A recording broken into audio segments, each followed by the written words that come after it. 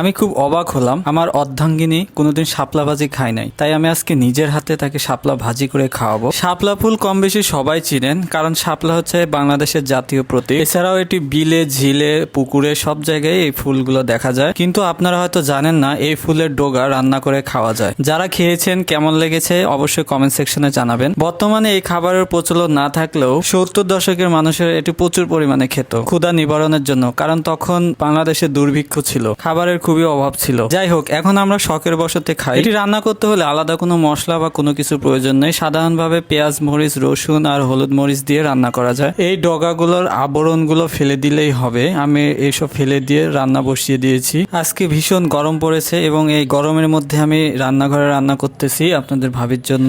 তো এমন রান্না পেলে গরুর মাংস খেতে ইচ্ছা করে না। আগে আমি শাপলা দিয়ে খাবার শুরু করলাম। গাইস, আমার ভিডিওগুলো আপনাদের কাছে পৌঁছালে অবশ্যই লাইক, কমেন্ট এবং শেয়ার করবেন। বিসমিল্লাহির। সত্যি খাবারটি অনেক সুস্বাদু হয়েছে এবং আপনাদের ভাবে আমার খুবই প্রশংসা করেছে। এই ছিল আজকের ভিডিও। ভালো থাকবেন, সুস্থ থাকবেন। আল্লাহ হাফেজ।